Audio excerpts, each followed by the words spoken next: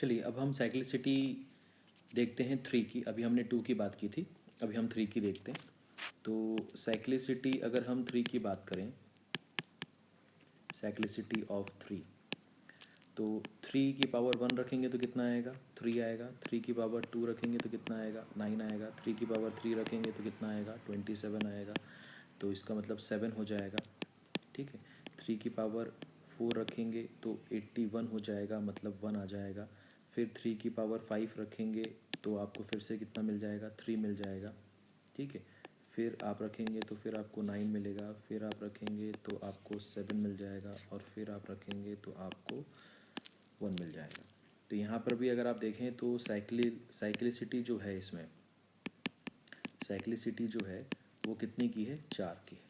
इसका मतलब ये हुआ कि 3 की पावर में अगर कुछ भी आएगा और आपसे पूछेगा कि इसकी यूनिट डिजिट क्या होगी, तो आपको इसकी पावर को 4 से डिवाइड करना है, और जो रिमाइंडर आएगा उसके हिसाब से देखना है कि उसका रिमाइंडर अगर 1 है तो 3, अगर उसका रिमाइंडर 2 है तो 9, रिमाइंडर 3 है तो 7, और रिमाइंडर अगर 0 है तो 1। ठीक है, ये बात समझ में आई? ईजी है, आसान है। ठीक है, तो इसके कुछ एग्जांपल करके देखें कि मान लीजिए आपके पास आ जाए 3 की पावर 123। तो 3 की पावर 123, तो आप 123 को डिवाइड करेंगे किससे? 4 से डिवाइड करेंगे। तो यहाँ तो आपको बचेगा 3, रिमाइंडर बच जाएगा। यहाँ पर आपको क्या बचेगा? 3 रिमाइंडर बचेगा। अगर 3 रिमाइंडर बचेगा, इसका मतलब साइकिल की थर्ड वैल्यू, तो वो कितना होगा? 7। मतलब इस नंबर का जो यूनिट डिजिट होगा वो कितना होगा? 7 होगा। क्लियर है ये? ठीक है। अगर आपसे बोला जाता कि 3 की पावर 47 की यूनिट डिजिट बताइए, तो आप क्या करें? 47 को 4 से डिवाइड करेंगे। तो यहाँ पर 4 1 ज़ा 4 होगा, फिर 4 1 ज़ा 4 होगा। तो ये तो क्वोशिएंट आ गया आपको। आपका रिमाइंडर कितना आ जाएगा? 3 आ जाएगा। तो रिमाइंडर 3 आ गया, इसका मतलब फिर से इसका क्या हो जाएगा? 3 की पावर 3। इसका मतलब यहाँ पर यूनिट डिजिट पे कितना होगा? 7 होगा। ठीक है, क्लियर है ये आपको? ठीक है, एक और एग्जांपल देखते हैं। मान लीजिए 3 की पावर 118 आ जाए, 3 की पावर 118 आ जाए, तो आप क्या करोगे? 118 को 4 से डिवाइड करोगे। तो 118 को 4 से डिवाइड करोगे तो कितना रिमाइंडर आएगा आपके पास? 2 रिमाइंडर आएगा। 2 रिमाइंडर आएगा मतलब 3 की पावर 2 तो कितना हो जाएगा? 9 हो जाएगा। मान लीजिए 3 की पावर आपके पास आ जाए 87, तो आप क्या करोगे? 87 को 3 से डिवाइड करोगे। 87 को 3 से डिवाइड करोगे तो रिमाइंडर कितना बचेगा आपके पास? 3 बचेगा। 3 बचेगा मतलब 3 की पावर 3 कितना हो जाएगा? 27, मतलब 7। मान लीजिए 3 की पावर 160 आ जाए, तो आप क्या करोगे? 160 को 4 से डिवाइड करोगे, तो यहाँ तो रिमाइंडर आपको क्या आएगा? 0 आएगा। अगर रिमाइंडर 0 आएगा तो साइकिल की लास्ट वैल्यू, मतलब 3 की पावर 4, साइकिल 4 की चल रही थी, 3 की पावर 4, 3 की पावर 4 मतलब क्या आ जाएगा? 1 आ जाएगा। बात समझ में आई? ईजी है ये तो अगर इस तरह के कुछ भी आपके पास आते हैं न्यूमेरिकल्स, तो आपसे बनने चाहिए। ठीक है, तो मुझे लगता है कि इतने एग्जाम्पल सफिशिएंट है। अभी हम इसके बहुत सारे मिक्सचर वाले क्वेश्चंस करेंगे, जिसमें 2 3 4 5 सब मिक्स करके पूछेंगे। तो अभी तो हम सिर्फ इंडिविजुअली इसके कंसेप्ट सीख रहे हैं, अभी हम आगे सबके कंसेप्ट को मिक्स करके क्वेश्चंस भी करेंगे। ठीक है, तो ये आपको समझ में आया होगा। ठीक है, तो अभी तक जो हमने पढ़ा वो 2 पढ़ा और 3 पढ़ा, और इन दोनों की जो साइकिल है वो 4 की है। ठीक है, इन दोनों की जो साइकिल है वो 4 की है। तो ये बात याद रखिएगा कि 2 और 3 की जो साइकिल है वो 4 की है। ठीक है, चलिए अब हम बात करते हैं साइक्लिसिटी ऑफ 4। तो साइक्लिसिटी अगर हम 4 की बात करें, ठीक है, तो 4 की देखते हैं। तो 4 की पावर 1 4, 4 की पावर 2 16, 4 की पावर 3 64 मतलब 4, 4 की पावर 4 तो ये फिर से 6 आ जाएगा। तो 4 की पावर 5 देख लीजिए तो फिर से 4 आ जाएगा। 4 की पावर 6 देख लीजिए तो फिर से 6 आ जाएगा। तो हमने देखा कि यार ये साइकिल तो यहाँ पर क्या चल रही है? 2 की चल रही है। तो इसका मतलब ये हो गया कि इसकी साइक्लिसिटी जो है वो कितनी की है? 2 की है। इसकी साइक्लिसिटी जो है वो कितनी की है? 2 की है। बट यहाँ पर आप एक चीज़ अगर और ध्यान से देखें तो आपको पता चलेगा कि यहाँ पर सिर्फ 2 ही वैल्यू आ रही है, या तो 4 या तो 6, या तो 4 या तो 6, या तो 4 या तो 6। ठीक है, और 4 कब आ रही है? जब 4 की पावर ऑड है। ठीक है, आप देख लो 4 की पावर ऑड है, 4 की पावर ऑड है, 4 की पावर ऑड है। तो क्या आएगा 4 आएगा। अगर 4 की पावर इवन है तो आपको क्या आएगा 6 आएगा।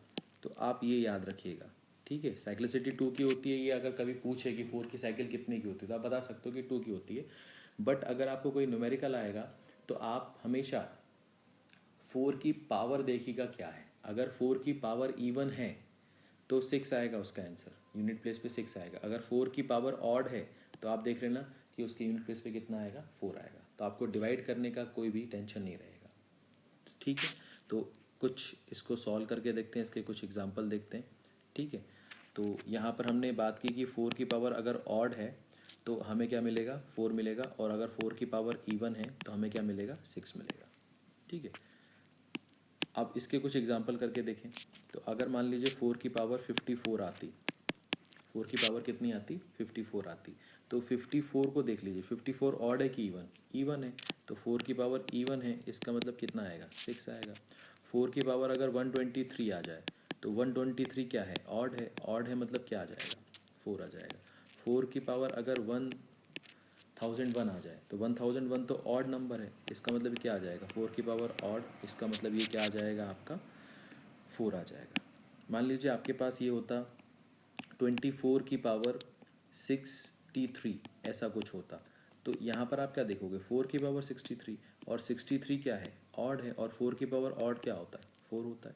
अगर आपके पास आ जाए 124 की पावर 396 ऐसा आ जाए तो आप क्या देखोगे 4 की पावर देखोगे 396, और 396 क्या है इवन है, तो 4 की पावर इवन क्या होता है 6 होता है। समझ में आया, ये तो बहुत ही आसान है, ठीक है। तो 4 की साइक्लिसिटी तो कोई दिक्कत ही नहीं है। अब हम बात करते हैं साइक्लिसिटी ऑफ 5। साइक्लिसिटी ऑफ 5 के बारे में हम बात करें तो 5 की पावर 1 रखो तो भी 5 मिलेगा, 5 की पावर 2 रखो तो भी 5 मिलेगा, 25 है तो 5 मिलेगा, 5 की पावर 3 करो तो भी 125 मतलब 5 मिलेगा, 5 की पावर 4 करो तो 625 तो भी 5 मिलेगा। इसका मतलब ये हुआ कि आप 5 की कोई भी पावर कर दो, एनी पावर, आपको हमेशा क्या मिलेगा 5 मिलेगा। तो आपको कभी टेंशन नहीं लेना है, आप तो बस सोचो कि 5 की पावर 20 लिखा है तो भी 5 आएगा, 5 की पावर अगर 200 लिखा है तो भी 5 आएगा, 5 की पावर अगर 2000 लिखा है तो भी 5 आएगा, 5 की पावर अगर 2 lakhs लिखा है, ठीक है, तो भी 5 आएगा, 5 की पावर 128 लिखा है तो भी 5 आएगा, 5 की पावर अगर मान लीजिए 444 लिखा है तो भी 5 ही आएगा। मतलब 5 की कोई भी पावर होगी आपको 5 ही मिलेगा। तो साइक्लिसिटी 5 की तो बहुत ही आसान है, इसमें अपने को कुछ भी सोचने की ज़रूरत नहीं है, ठीक है। चलिए साइक्लिसिटी 6 की बात कर लें। तो साइक्लिसिटी ऑफ 6 की बात करें तो 6 की पावर 1 किया तो क्या मिला 6, 6 की पावर 2 किया तो 6 6 36 मतलब 6, 6 की पावर 3 किया तो फिर से 6, 6 की पावर 4 किया तो फिर से 6। तो देखा कि 6 के साथ भी वही हो रहा है जो 5 के साथ हो रहा था। इसका मतलब ये हुआ कि 6 की आप कोई भी पावर करो आपको क्या मिलेगा आपको 6 ही मिलेगा। समझ में आया, 6 की आप कोई भी पावर करो आपको क्या मिलेगा 6 ही मिलेगा। ये बात क्लियर है, इसमें कोई डाउट आपको नहीं, ठीक है। तो यहाँ पर हमें कोई टेंशन लेने की बात ही नहीं है। चलिए अब हम बात करते हैं 7 की। तो साइक्लिसिटी हम बात कर रहे हैं किसकी 7 की, साइक्लिसिटी ऑफ 7। तो 7 की बात करें तो 7 की पावर 1 कितना 7, 7 की पावर 2 तो 49, ये हो गया 9, 7 की पावर 63 तो 3, 7 की पावर 4 तो 21 का 1, फिर 7 की पावर 5 करोगे तो फिर 7 आएगा, फिर 7 की पावर 6 करोगे, 7 की पावर 6 करोगे तो आप इसी में 7 मल्टीप्लाई करते जाओ तो ये 9 आएगा, 7 की पावर 7 करोगे तो फिर 3 आएगा, 7 की पावर 8 करोगे तो फिर 1 आएगा। तो आपने देखा कि 7 9 3 1, फिर 7 9 3 1 और फिर से 7 9 3 1 ऐसे ही आता रहेगा। इसका मतलब इसकी भी साइक्लिसिटी कितनी की है 4 की है। तो इसकी भी साइक्लिसिटी जो है वो क्या है 4 की है। इसका मतलब अगर 7 की पावर n होगा तो उस n को आप 4 से डिवाइड करोगे और उस 4 को डिवाइड करने के बाद आपका जो रिमाइंडर आएगा वो 0 आएगा, या तो 1 आएगा, या तो 2 आएगा, या तो 3 आएगा, क्योंकि साइक्लिसिटी कितनी की है, 4 की है, और आप किसी नंबर को 4 से डिवाइड करोगे तो उसका रिमाइंडर कितना आएगा, 4 से कम आएगा।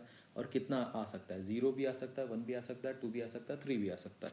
तो अगर रिमाइंडर 1 आया तो यूनिट प्लेस पे 7 होगा, अगर रिमाइंडर 2 आया तो यूनिट प्लेस पे 9 होगा, अगर रिमाइंडर 3 आया तो यूनिट प्लेस पे 3 होगा, अगर रिमाइंडर 0 आया तो साइकिल का आखिरी टर्म और वो क्या होगा, 1 होगा। ये बात समझ में आई, ठीक है।